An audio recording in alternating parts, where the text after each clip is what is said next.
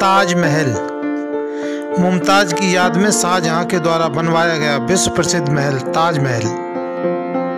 Taj Mahal the world famous place built by Shah Jahan in the memory of Mumtaz. आज हम आपको दिखाएंगे भारत के उत्तर प्रदेश राज्य में स्थित शहर आगरा में बहुत ही सुंदर ताजमहल। हेलो गाइस, आगरा बहुत ही सुंदर शहर है, एक बार आगरा जरूर आएं। आगरा में ताजमहल ही नहीं बल्कि कई और भी चीज़ मशहूर हैं, वह मैं आपको दिखाऊंगा। आप पूरा वीडियो देखें, लाइक और सब्सक्राइब करें, साथियों को शेयर करें। मुगल बादशाह शाहजहां ने अपनी सबसे प्रिय बेगम मुमताज के इंतकाल के बाद उनकी याद में ताजमहल को 1653 में बनवाया। हेलो गाइस, 73 मीटर ऊंचा यह ताजमहल 17 हेक्टेयर भूमि में फैला हुआ है। सूर्य की रोशनी के हिसाब से दिन में अलग अलग समय पर ताजमहल कई रंगों में नजर आता है।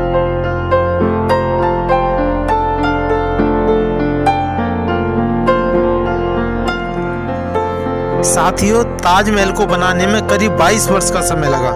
बताया जाता है करीब 20,000 मजदूरों का योगदान रहा ताजमहल को बनाने में।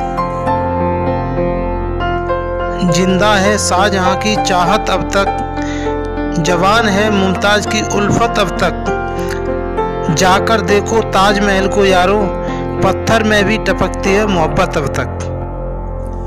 हेलो गाइस, यमुना नदी के किनारे पत्थरों से निर्मित अलौकिक सुंदरता की तस्वीर ताजमहल आज न केवल भारत में ही साथियों बल्कि पूरे विश्व में अपनी पहचान बना चुका है। ताजमहल दुनिया का 7वां अजूबा माना जाता है। ताजमहल है भी बहुत खूबसूरत। चलो गाइस, हम आपको बता दें, ताजमहल आगरा के फतेहाबाद रोड पर स्थित है। दोस्तों, आगरा में रुकने ठहरने की व्यवस्था भी बहुत अच्छी खासी है। आप अपने बजट के हिसाब से होटल ले सकते हैं। साथियों, आगरा अपनी कई चीज़ों के लिए मशहूर है। आगरा का लेदर मार्केट, आगरा में लेदर का बहुत अच्छा एक्सपोर्ट बिजनेस है। साथियों, आगरा का पेठा भी बहुत मशहूर है। पेठा आगरा की मशहूर मिठाई है, खाते खाते मन नहीं भरेगा साथियों। मोहब्बत मिसाल की है ये दास्तां पुरानी, इतिहास सुना रहा है इसकी दीवानगी। पन्नों से क्या पूछते हो ताज की अमर कहानी, पन्नों से क्या पूछते हो ताज की अमर कहानी। ताजमहल खुद गवाही दे रहा है मुमताज की जुबानी। दुनिया में जितनी भी ऐतिहासिक इमारतें हैं उनमें सबसे अच्छी टेलीग्राफिक ताजमहल पर देखी जाती है। इस टेलीग्राफिक करने वाले का नाम अब्दुल हक था, जिसे इराक से बुलाया गया था। हम आपको बता दें साथियों, ताजमहल के निर्माण में सीमेंट का प्रयोग नहीं किया गया, क्योंकि सीमेंट उस टाइम था ही नहीं।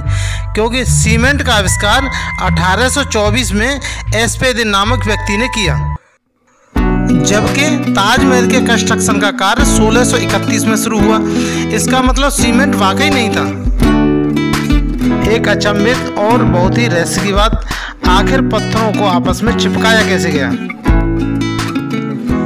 यह कोई खास रहस्य की बात नहीं थी साथियों। उस टाइम के कंस्ट्रक्शन इंजीनियरों के द्वारा एक सरूज नामक पेस्ट तैयार किया गया, जो कि गुड़, दाल, चीनी, चिकनी मिट्टी आदि चीज़ों के मिश्रण से तैयार किया गया था। यही ताजमहल के कंस्ट्रक्शन के कार्य में प्रयोग में लिया गया। ऐसा सुनने में आता है जिन कारीगरों ने ताजमहल को बनाया उन कारीगरों के बादशाह ने हाथ कटवा दिए, लेकिन ऐसा कोई प्रमाण निकल कर नहीं आता है। बहुत से इतिहासकारों का मानना है कि जिन कारीगरों ने ताजमहल को बनाया उन कारीगरों को जीवन भर की पगार देकर यह करार किया गया कि दोबारा से ऐसी इमारत का निर्माण न किया जाए। ताजमहल को जब हम देखते हैं तो ज़्यादा से ज़्यादा यही समझ में आता है कि ताजमहल का मुख्य दरवाज़ा सामने है, जबकि ताजमहल का यह पिछला हिस्सा है। ताजमहल का मुख्य फेस यमुना नदी के उस पार से दिखता है। यह जानकारी कम से कम लोगों को है। यमुना नदी के उस पार घाटनुमा एक चबूतरा हुआ करता था, लेकिन नदी जैसे जैसे बढ़ी वह घाट नष्ट हो गया। बादशाह के मेहमान उस घाट से नाव द्वारा ताजमहल आया करते थे। एक और रहस्य की बात दोस्तों, इस विशालकाय ताजमहल की नींव को भरने में लकड़ी का प्रयोग किया गया। यह बहुत ही अद्भुत बात है साथियों, क्योंकि जिस जगह ताजमहल है उसके किनारे से यमुना नदी निकलती है। यमुना नदी की वजह से यहाँ पर जल स्तर हर समय बना रहता है। तो ऐसी कौन सी लकड़ी थी जिससे कि आज तक वो लकड़ी बनी हुई है, पानी की वजह से गली क्यों नहीं? एक बात और साथियों बता दें आपको, कुतुब मीनार भले ही कितनी ऊंची है लेकिन ताजमहल से फिर भी नीची है। ताजमहल 73 मीटर ऊंचा है, जबकि कुतुब मीनार 72.5 मीटर ऊंची बताई जाती है।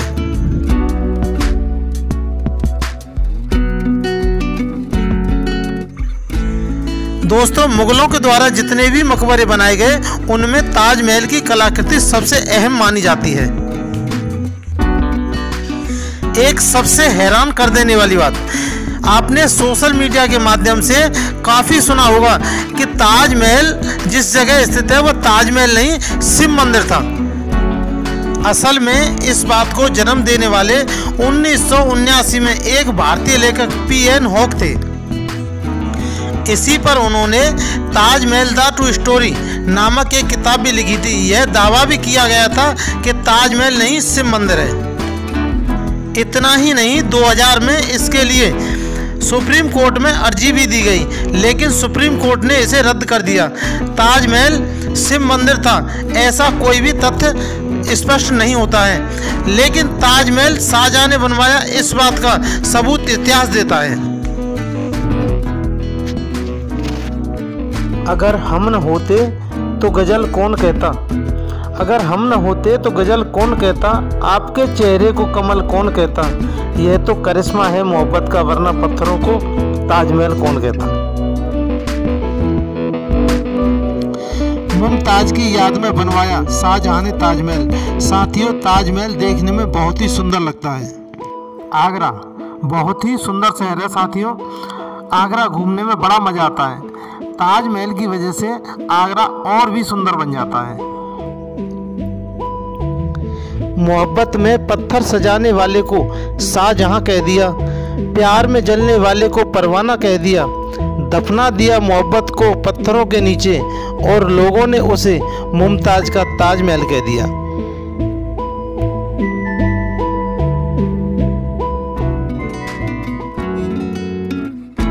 आगरा पर्यटक स्थल से ही नहीं बल्कि बिजनेस एम्पायर के रूप में भी जाना जाता है।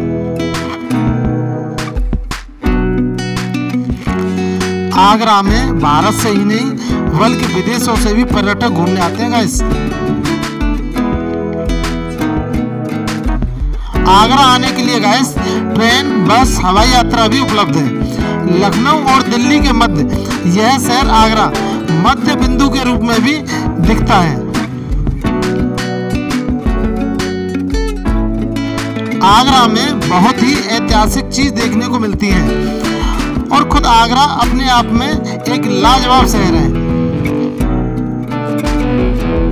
प्रदूषण से वंचित आगरा शहर, स्वच्छ आगरा, हरित आगरा के रूप में भी जाना जाता है। आगरा अच्छे पढ़े लिखे लोगों का शहर है दोस्तों। हम आगरा को एजुकेशन पॉइंट भी कह सकते हैं। आगरा में शिक्षा के ऐसे कई शिक्षण संस्थान हैं जहां भारत से ही नहीं बल्कि विदेशों से भी लोग शिक्षा ग्रहण करने के लिए आते हैं। Hello guys, Agra is very beautiful palace. एक बार आगरा जरूर घूमें।